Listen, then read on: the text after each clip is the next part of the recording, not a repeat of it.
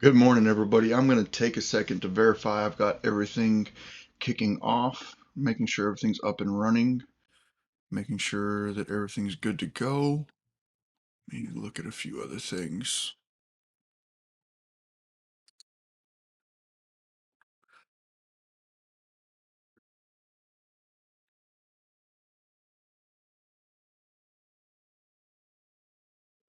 Awesome. Well, it looks like we're live now. Well, cool. I'm going to give it a few minutes, wait for people to start showing up. But at the long and short of everything, today is the day that we kick our lives back off again. I'm looking forward to doing this again. So, the topic of the video is, why have we been offline for close to 8 months? It's been probably close to 8 months since I've sat down and actually done any lives. And there's a lot of reasons behind that. There's a lot that went on last year. And I've had a lot of people reaching out to me in my direct messages and calling my phone and whatever, and just asking, what's going on? Why'd you stop doing your lives? Hey there on Facebook. This is my first time using this software. We got a new software system put together. We're using a system called Ecamm and Restream. So we're using different software than we used to use. So I'm trying to kind of figure out how to run this. Um, hey, the Smith Financial Relief. How are y'all doing? How's everybody doing over there on Facebook? I got a lot of people jumping back in right now. Let me kind of get used to the software, and I'll kick everything off as we get moving forward. While I'm doing that, if you don't mind kind of reaching out and giving me some feedback on how y'all are doing, what y'all have been up to, and I'll kind of start diving into the things that we've been doing. So on this side, let me see here. I'm not seeing the comments. Hey Matt, hey Chris, how are y'all doing? Let's see what YouTube's looking like. I'm trying to figure out how to use this software. I'm not sure if I like it just yet or not. Everything seemed like it's coming through good over there for y'all. Hey, Mark. Can't hear me. Can everybody else hear me? I'm having one person saying they can't hear me. I hope y'all can hear me. Let me see. Let me see if I can get this fixed. Hey, Mitzi. Let me see if I can get this fixed. Can y'all hear me? Hey, Ken. Hey, Alexander. Hey, Alpha. Alpha. Um, what's up, Freddie Ray? Okay, my sound's on. All right, that makes me better. I don't know if y'all understand how nervous I get doing these lives. Like whenever I get a message like that they can't hear me, man, I freak out because I don't understand the technology like I probably should. A lot of people give me credit for being smart, but I feel quite often at times like I am probably one of the least smart people you will ever meet. Um, all right, good. I'm glad you got your sound working. Hey, Javier. Hey, Miranda. All right. Well, I guess as now that everybody's kind of started trickling on in here, I'll go ahead and get started on some of this. And feel free to ask questions as y'all are coming through. Hey, Tyler. Hey, Floor. Hey, Matt.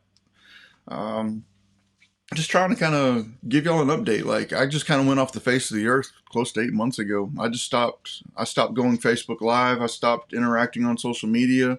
I stopped doing a lot of stuff, and it was for a lot of different reasons. There was a lot going on last year. Like, if last year could have been a problem, last year was a problem.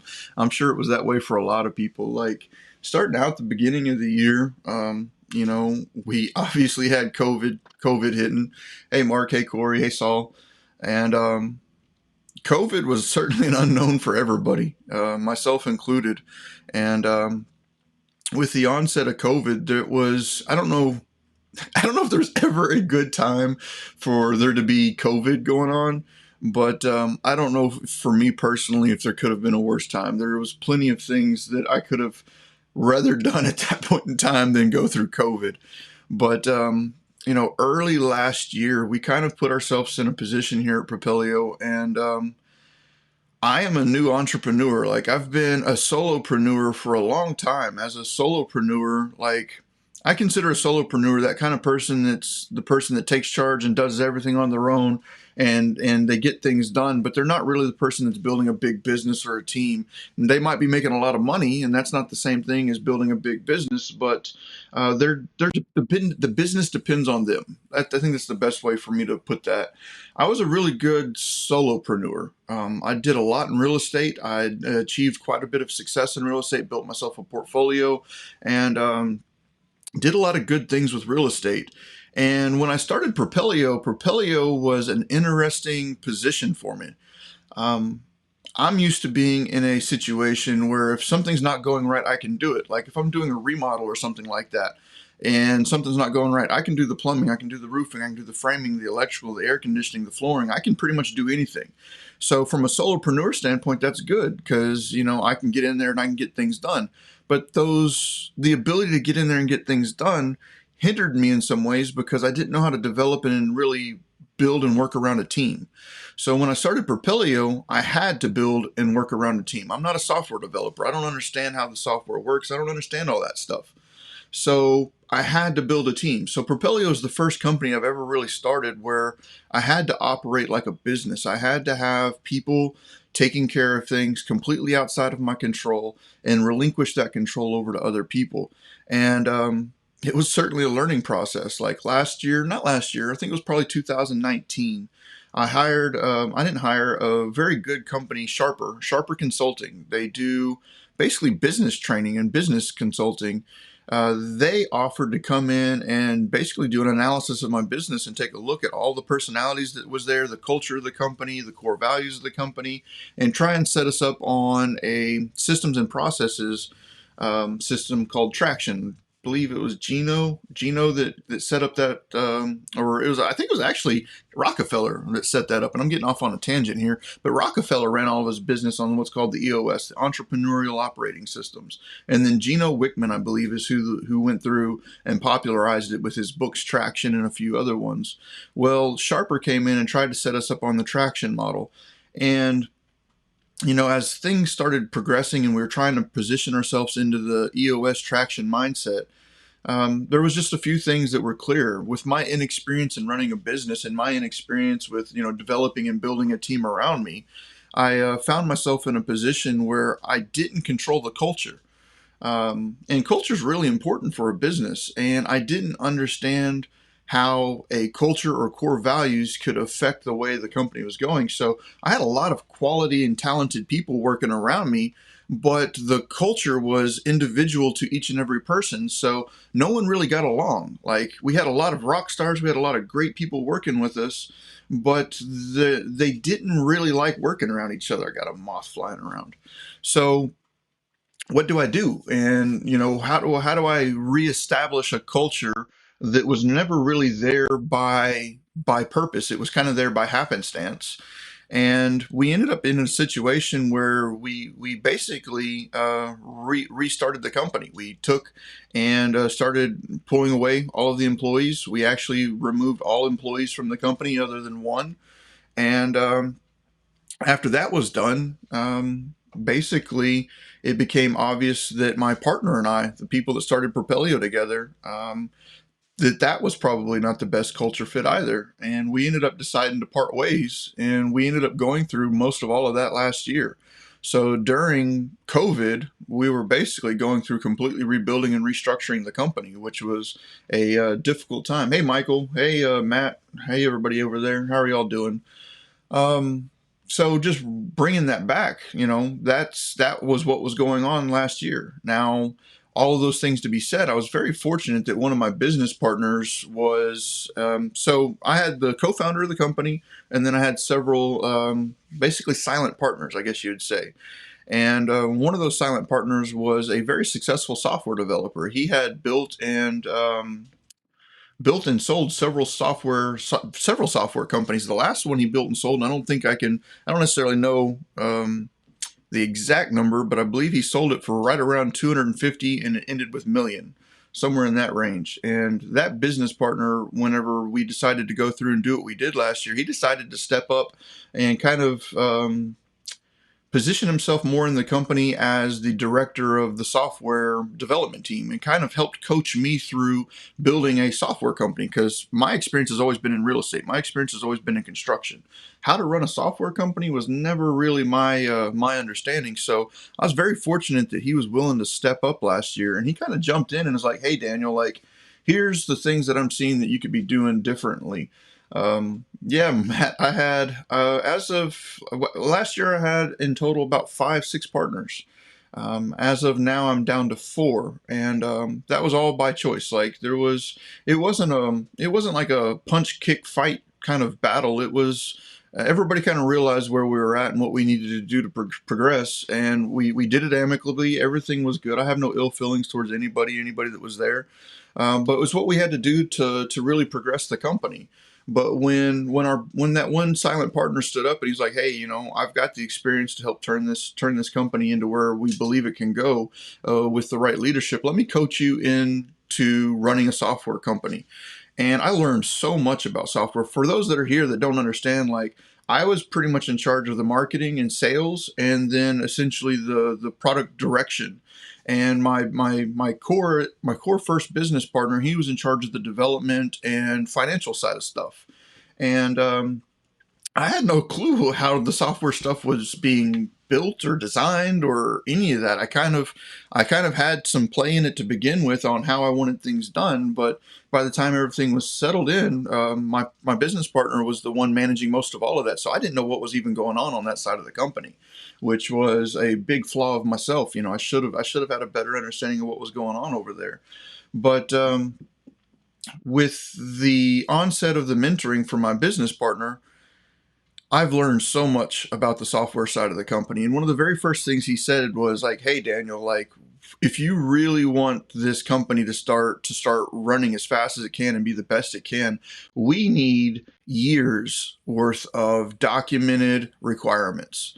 I need to see for the next 2 to 3 years exactly what this program's supposed to do, how it's supposed to operate, everything that is supposed to happen. I want to see the buttons. I want to see the lists. I want to see everything you want this product to possibly do within the next 3 years." And I had to take control over the product vision, which is kind of where I was at to begin with, but I didn't know how to do it. Like no one was there saying, "Hey Daniel, if you want the product vision, this is how you're supposed to do it." So with him jumping in to give you some long and short, over the last 8 months, I have just buried my head into drawing product. So I'm now sitting on close to 200 pages of product that I'm processing and putting forth, and built a development team around now. So I'm really excited about all of this. There's going to be a lot of big upcoming changes in Propelio. Like with the Propelio software itself, like there was a lot of things that was there that I was like, man, I don't necessarily like this. There's a lot of things I do like, but there's a lot of things that I don't necessarily like. And with that to be said, I want those things that I don't like fixed. So with those 200 plus pages of product revisions made, we've got a full development team now. We've got all the little parts and pieces of a development team put together, and I'm extremely excited to see that going forth. So that's what was going on the business side. And whenever I started doing that, I was doing that for a couple months, and I was still doing all the lives, and I was still doing all that. I was still doing that in the process of going through the restructuring of the company.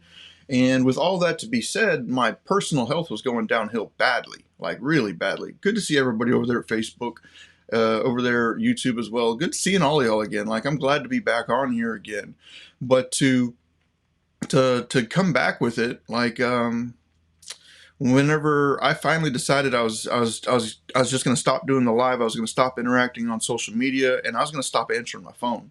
Like if anybody's got my phone number, anybody's got that, they know pretty much I went dark around the world about 8 months ago. I stopped answering my phone. I stopped responding to text messages. I stopped responding to social media. Well, at that point in time, my blood pressure was sticking around, normally around 160 to 170 over 100 to 140. Like I remember one time testing it, it was like 190 over like 140. And if anybody understands blood pressure, that was basically I was dying. Like I was about to die. And I didn't see any point in doing that, especially with me having the two kids I got. I got two wonderful little kids, and with my blood pressure going through the roof, my stress, I was only sleeping around 2 to 10 hours a week. During 2019 and 2020, I was sleeping about 2 to 10 hours a week. And I want to repeat that, 2 to 10 hours a week. My stress levels were just through the roof. That coupled with my blood pressure, the anxiety, and everything else going on, like I said, hey, I've got to get myself in order. I've got to figure out what I have to do to get my personal health back in order, to get everything in my life back in order. Hey, Corel, good to see you there. Um, so with my blood pressure just going through the roof, and then I spoke with Grant. For those of y'all that haven't seen Grant in a while, I talked with him, and he was needing to take a couple of weeks off of doing lives anyways because he was really busy with some of the things he had going on. And with that to be said, I was just like, man, after taking 2 weeks off, feeling the relief of not having to do the lives, coupled with all the new responsibilities I was handling everywhere else, it was time for me to just say, you know what, I'm going to focus on my health. I'm going to focus on the core parts of the company that I know will drive. You've heard me and Grant talk a lot about revenue generating activities, RGAs. What were the RGAs that I could really pump out and perform on that would take Propelio to the next level? And that really was just designs. Like, I've been designing software pages now for almost a year, and I truly love it. Like, if I had a choice in life of what to do, I would lock myself up with a computer and design software pages. I've been loving it. I've loved every part of it. And one of the key principles that I look at when I'm designing these pages is like, this needs to work for a sixth grader. Like, I don't need some complicated product that can do a million different things, but you need a telephone book to understand how to use it. Like, that's not, in my opinion, an accomplished piece of software. So everything that I put together was coming from the concept of a sixth grader should be able to figure it out on their own without a telephone book telling them how to do it. Hey, Jocelyn, for the younger people in here, y'all might not even know what a telephone book is. I feel old now. I've I've talked to people about telephone books in the past, and they're like, "What are you talking about, telephone book?" So yeah, I'm old. I am 37 this year. I'll be turning 38 next year. Hey, Jocelyn, how are you doing? So with the onset of all of the mock-ups, now that we've got the mock-ups there, we've established a new development team. We've got a much larger development team. We've got the right people in the place to manage the development team. And, I've got quite a few key players around here. A friend of mine, Ladrell, he's came on to handle the technical marketing. I'm extremely excited about that. We've got copywriters. We've got just a little bit of everybody here ready to go. So with the development of the with the mock-ups, the designs, I think that the progress that you see in development on the software side of this company will start exploding here pretty quickly. Hey, Ty, how are y'all doing? Good. So Freddie, Jocelyn, good to see you all. That is not old, sir. I'm feeling old. I can promise you that. I don't know if it's the age or the mileage, but man, I just feel like I have gotten steamrolled over the past year or two. But my blood pressure is back in line with what it should be. I'm glad that my blood pressure's never been great. My blood pressure's typically been like around 135 to 140 over 90-ish, which isn't good, but that's certainly a lot better than 170, 180, 190 over 100 to 140. So I've been personally just focused on that heavily. And outside of that, spending more time with my family and kids. For those that have not seen me in person, I've got quite a few tattoos, and some of those tattoos are a little bit revealing in regards to my past.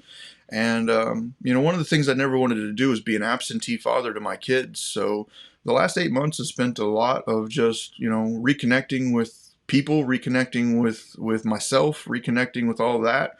And I'm in a much better mental space now. Like, I'm excited about Propelio. I'm excited about all the opportunities that we have. Even in the midst of COVID, we grew our revenue by almost double. I was excited about that. I couldn't believe that. Even without the marketing turned on, even without all of that, we were still growing rapidly as a company. But we just had to pause on key activities to make sure that we were doing what we needed to be doing and doing it right. Yeah, I'm getting some gray hair in the beard, starting to get some gray hair in the beard. Um, so for everybody out there, that's kind of the long and short of where we've been, and where we're going this year is just releasing as much quality product as we possibly can to fit the needs of everyone that's out there.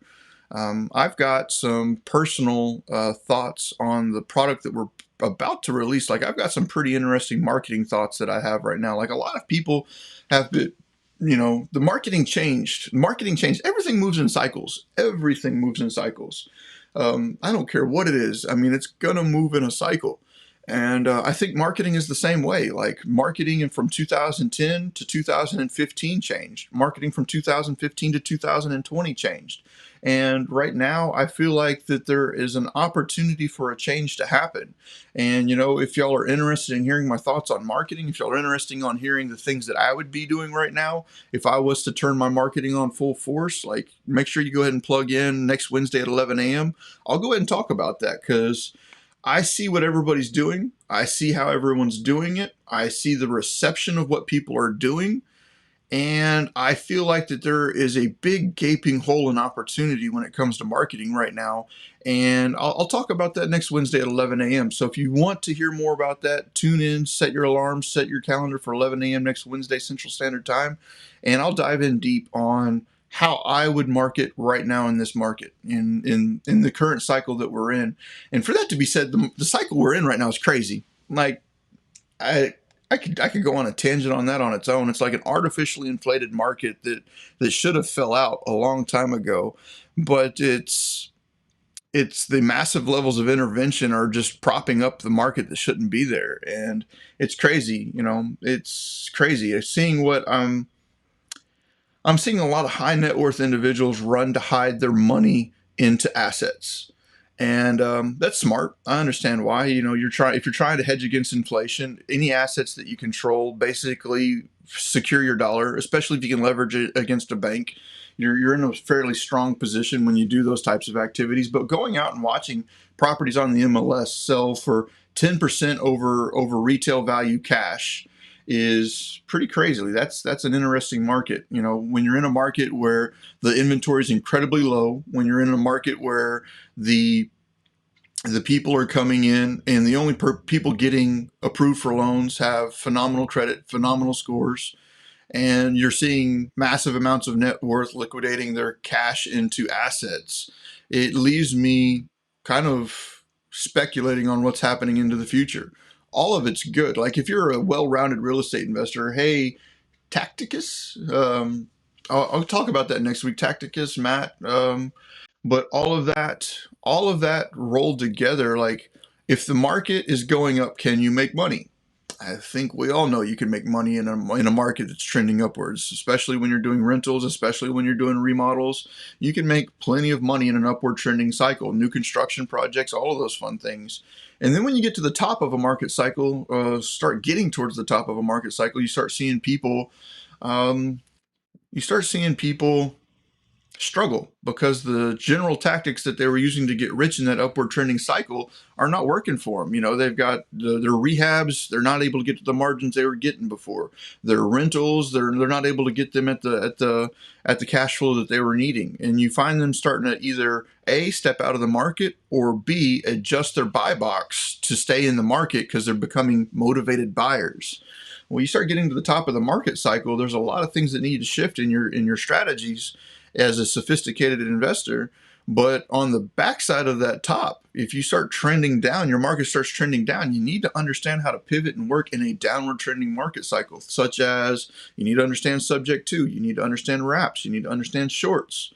In a downward trending cycle, you can go crazy on those three asset strategies right there and become plenty wealthy just off of those three strategies alone. But it's strange what I'm seeing the market do right now. And with all of that taken into consideration, I think that the primary thoughts right now is that everybody should be aware of what's going on around them, not necessarily be scared, just be prepared. If you don't understand the subject to, if you don't understand wraps, you don't understand shorts, you don't understand all those fun things, all of that information is available to you at the Propelio Academy, propelio.com/academy. It's not an upsell system. It's not a come give me your credit card and I'll give you half the information you need to get through this. It's all there available to you for free. It's something that Propelio as well as Grant put together to offer you the education you need. You can go register over there for free. And watch all the videos that are there and bump your education up for free. So that way, if this market does shift on you, you're not stuck sitting there wondering, what should I do? Because there's a lot of opportunity in a market shift. So I've kind of been rambling here for, I don't know, 24 minutes. But it's good seeing all your comments coming in. If y'all have any questions, feel free to drop a couple questions in there. I'll be around for another 5 minutes or so. But I'm going to do next weekend, or not next weekend, next Wednesday at 11 a.m. Central Standard Time. I'm going to be talking about marketing. I'm going to be talking about what I'm doing on the marketing side, or not what I'm doing. I'm not doing any marketing. I want to make sure that's 100% clear. But what I would be doing if I jumped on it right now. you know, that's kind of where I'm at. Ken just asked, where's Grant? Grant has been doing his own thing for a while. Like whenever last year, me and him, he was getting real tied up in his business and he was kind of constrained on time. And he asked if we could take a couple, 2, 3 weeks off of doing live so he could catch up on some of the things he was doing. And during that time, I started kind of catching my own point of exhaustion. And I was just like, hey, like I'm just not going to fire it back up for a while. And he ended up going off and doing his own YouTube channel. So if y'all wanted to watch Grant, go search YouTube for creativecashflow.com. He's been doing his own content over there. But I just completely stopped doing the content on my side. And for that to be said, Grant went off and started doing his own on creativecashflow.com. Um, Alexander, I'll be talking about that next week at and Wednesday at 11 a.m. Corel, what are some new features coming with the product? Some of the ones that we've already announced is we've got a massive direct mail engine being built right now. It is very comprehensive. It's tied directly to the lead lists, and we've completely reorganized in how the system works. This new direct mail system is going to be um, basically tied into the new mock-ups and drawings that I've been doing. This will be the first product we release off of the new drawings, the new mock-ups, and the new UI. So I'm really excited about that. Direct mail, and then we're coming through, we're releasing the 7 new site types for cash buyers, for mobile homes, for land, for notes. And then we're going through and making a complete remodel of the Driving for Dollars system. The inside of our product right now for the Driving for Dollars is somewhat lackluster. It's missing a lot of the key features that it should have. So we're going through and cleaning that up big time. D4D, direct mail, and websites are all getting a huge overhaul at the moment, as well as the multi-user access system. And that's all prepping us to release the next big thing. And I can't talk about that. It's something that's never been done before. It's something that that I have seen no other product accomplish. And I'm looking forward to getting that piece knocked out. But I got to get those first 3 done before I move into that. And we are also looking to acquire more data. So we're looking to buy the MLS national data in bulk, as well as tax liens and public liens. So we're looking to buy that data this year, and then we've got to work on getting that incorporated into the product. Tammy was saying, she was asking, do I still think the water lists are viable? I certainly do. Are they as prolific as they were 10 years ago? No, there's more people doing them. But anytime that you can find a list that's not available publicly, when I mean publicly as in like you can go on a website and pay $10 to get a list, you're going to be doing better than most people. If you really want to find the best deals out there and you don't have a massive marketing budget, then you need to start sniping. And if you're sniping, finding niche lists that you're curating on your own and stacking them against other data is going to be your best choice for extending your marketing budget as far as you possibly can. What else do we got here? Has Propelio from Freddie. Freddie asks, has Propelio changed in any way as far as listings? I'm not 100% certain what you're asking on that. We are still nationwide with the MLS listings. There are some areas that we don't have great coverage in, mostly rural areas that are low population in the middle of Montana kind of stuff. But for the most part, all the major metro areas and even most of the secondary markets and tertiary markets are still covered by Propelio. There's just some that are not. We got close to 97% of all national listings inside of Propelio. 37 years young. I don't feel that way at the moment. I don't feel that way at the moment. And yeah, Grant Kemp videos are fire for sure. Check out his channel. He's got it going now. It's Creative Cashflow there on YouTube, so don't forget to subscribe to him. Ken Fulton's asking, am I back for good now? Yes. Every Wednesday, 11 a.m., I will be going live. I will probably add in additional lives above and beyond that. But my primary focus right now is operations. Primary focus right now is developing the team and developing the culture of the company. So I can't deviate from that much. I'm still doing a lot of designs, a lot of mock-ups. Like I said, I've got over 200 pages of software designed already. And I'm looking forward to having even more of that done. That's probably my most exciting part of the job right now. Like I'm absolutely loving the design part of it. Good to see you there, Michael. Michael Yanis. If y'all don't know Michael Yanis, go check him out over there at Home Buying, Home Selling Solutions, both on Facebook and YouTube, HBHS. They have some great content going on over there. Mark Driver, good to see you again. Matt Smith says, do you plan on having any virtual driving for dollars that integrates with Google Earth? Not at the moment. It's not high on my list of activities to do. Why? It sounds great. It's good, but the amount of time to develop it doesn't really outweigh some of the other things we're developing. And the workaround for virtual driving for dollars is pretty simple. You open up a screen on one side that's got Google Streets on it. You open up a screen on the other side that's got Propelio on it. You see a property you like, you type it into Propelio, the problem's pretty much solved. So I'm not putting a lot of money into the virtual D4D right now. I've got a lot of other products that I think will far outweigh the benefits of a virtual D4D, especially with as easy as the virtual D4D workaround is. Like building the product to actually just do virtual D4D doesn't seem like a big win at the moment. I've got a question from Ty. Does a homeowner who owns free and clear owe interest taxes on their home if they sell under value? Okay, let me read that again to make sure I read that right. Does a homeowner who owns free and clear owe interest taxes on their home if they sell under value? You're probably going to be best served to ask that question to a CPA, but if I understand this correctly, if they're selling it free and clear and they're not doing it on a note, if they've used it as a homestead for more than 2 years and they've resided in it for at least 2 of the past 5 years as a homestead, they wouldn't own any capital gains on it, period. Now, if it was a rental property or an investment property, my understanding is if they've sold it within less than 365 days, they would owe capital gains tax on it at, I believe, 30%. And if they've owned it for more than 364 days, they can pay long-term capital gains on it, which is 15%. And the capital gains would be the difference between their basis in the property and the sales price of the property, not so much market value. Market value is not really concerned for the IRS as far as I know. Like I said, double check with your CPA. Market value is not really a concern. But now if your question revolves around selling it on installment sales, that gets a lot more deep in the question, and I'd still reserve that one for you to go ahead and talk to a CPA about if you're doing it on an installment sale, because the way that's structured and the way all that's hit really depends upon how their taxation is going to be. And then anytime you are dealing with a landlord that is selling, and if they've used any of the tax depreciation on their taxes, then you would probably be good to advise them and work through scenarios that could help them out. Because when they sell and they've taken any depreciation on those rental properties, the IRS is going to recoup all that depreciation.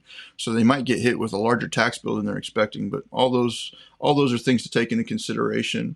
I'm going to go through, catch a couple more questions, and then I'm going to wrap it up here. Tacticus, you're saying you'd love to test drive some of the new software and apps. I'd love to have you there. Just reach out to me on support, and I'll let you know if I can get you on the beta program. Appreciate it, Eddie Beams. He says Propelio software is absolute best in the game. I'm glad you like it. I like it myself, but there's certainly some things that I'm planning on making better and some things that I've never seen anybody else do in this industry. So I cannot wait to release that. Ariana Thrive by Ariana Huffington. I'm looking forward to that. I'm going to have to pick that one up and read that one. How often are the leads scraped from the source? That really depends on the source. There is 2,700 counties in the United States. There's independent counties. I use several different data aggregators, and the time that it could be used to scrape from the source could be every 15 minutes to every 30 days. And then depending on the counties themselves, some of the counties don't even refresh, but maybe once every 4 or 5 months. So I don't have control of that, and that's not an answer I can give you on a blanket statement, because there's 2,700 counties, 700 MLSs, and none of them are on the same schedules. How do I feel currently about the DFW market? Super saturated, or I'm not going to give any opinions on the market right now. I think that would deserve a far deeper discussion than what I'd be able to do here, but I'll probably make that a good live for maybe the week after next, and I'll discuss my thoughts on the market, my thoughts on the things that are going on. If that sounds like something interesting to you, just go ahead and drop some comments in here and I'll take a look at that. Thank you, Meet Kafui. Ken Fulton, I appreciate that. Good to see all of y'all there. What is the great list you'd suggest pulling?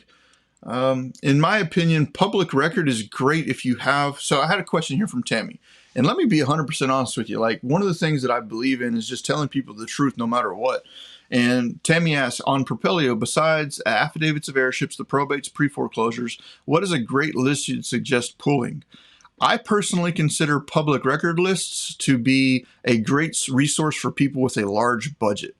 For that to be said, like there's a lot of great lists you can pull off of there. Free and clear properties are always great. They owe nothing on them, so you have the biggest opportunity for creating a discount if you need it.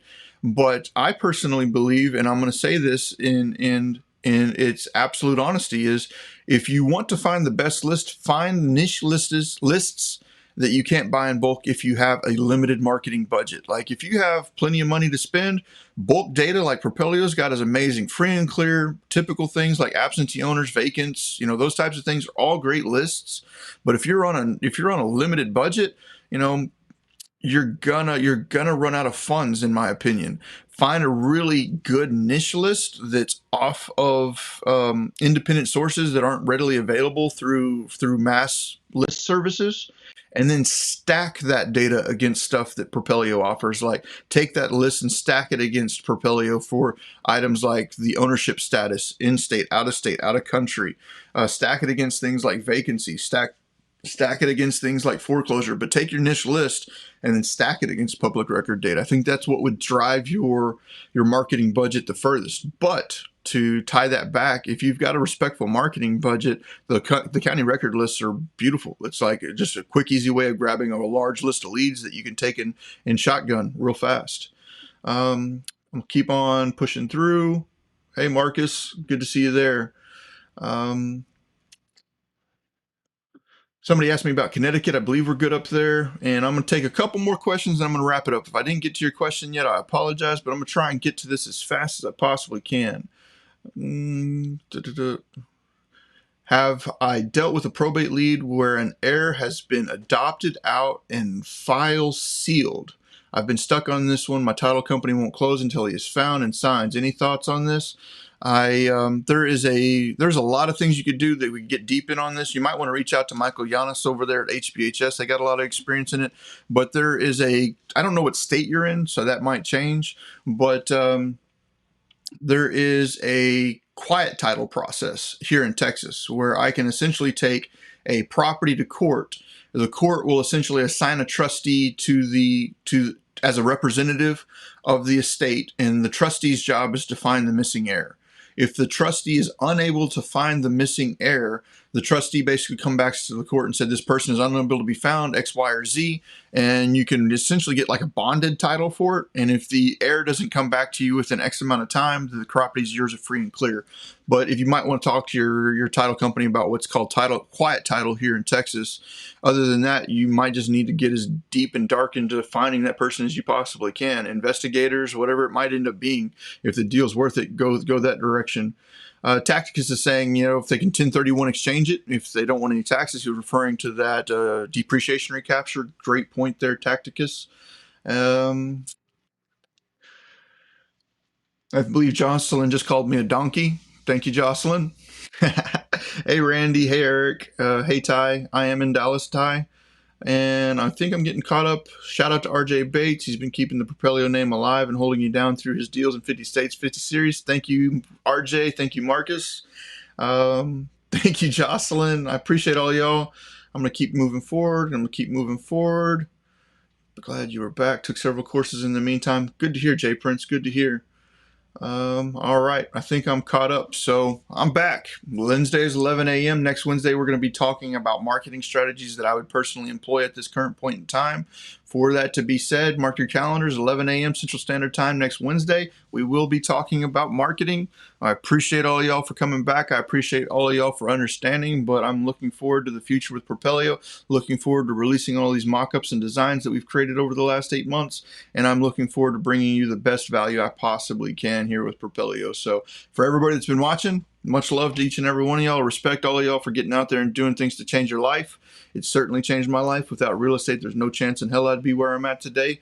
And love all of you. Have a great day.